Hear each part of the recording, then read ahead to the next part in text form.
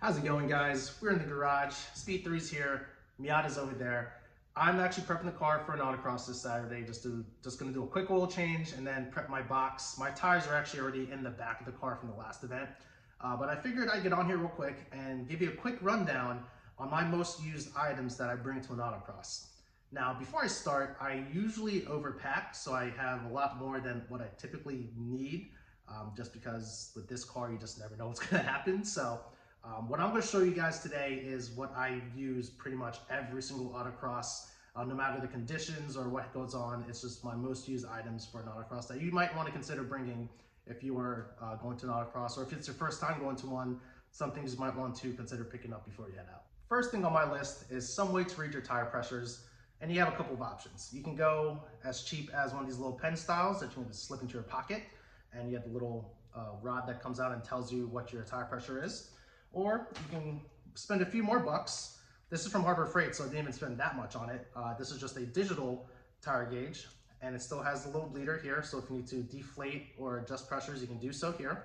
And you can adjust your unit of measurement if PSI is not your thing. As you know, tire pressures are a big thing with Autocross, so having one of these that is accurate and quick to use definitely saves you time on the grid and helps you just shave those little seconds off your runs, making those adjustments. On the same topic of tires, if you're going to be deflating them, you need to find a way to reinflate them, especially if you are driving on the tires that you're racing on and you're not like me where you swap tires out. You may not really need this, but a tire inflator, a portable one, is definitely a must-have, and I do use this every now and then as well too. I always keep it with me. The nice thing about this one is that it is a 20-volt battery that you charge up like you would with a drill or anything like that. And it's, for the most part, pretty compact. It comes with a little carrying case. I think I got this one off Amazon. And same deal, you can kind of set your PSI that you want to go to, click the button, and it inflates your tire to the pressure that you want it to be at. These ones I like over the 12-volt ones just because you don't have that long cable and you're feeding it through the different doors of your car to get to each tire. This one you just set it on the ground, plug it in to the valve stem, push the button, inflate, pop it off, go to your next one, and you're good to go.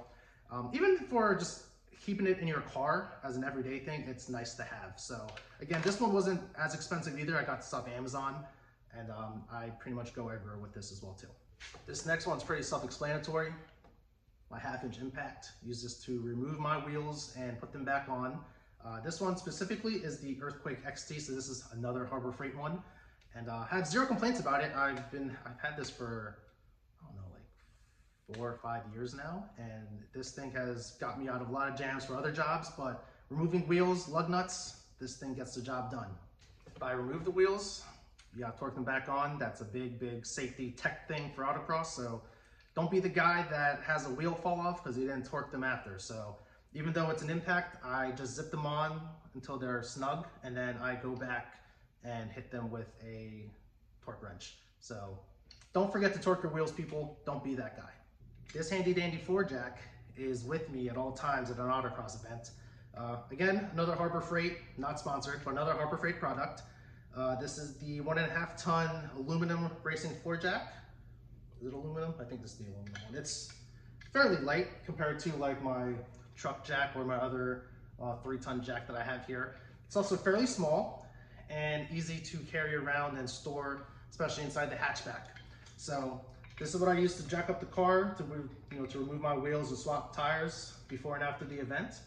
And definitely cannot forget this, or else I am running on street tires. So can't forget this. So that pretty much sums up what I typically would bring to an Autocross and use every single time.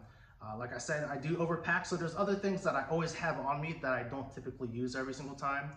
So we're talking like extra fluids, extra parts, shoes, ponchos, anything that could go wrong at an Autocross. I basically have something in my box that could potentially help me in that case.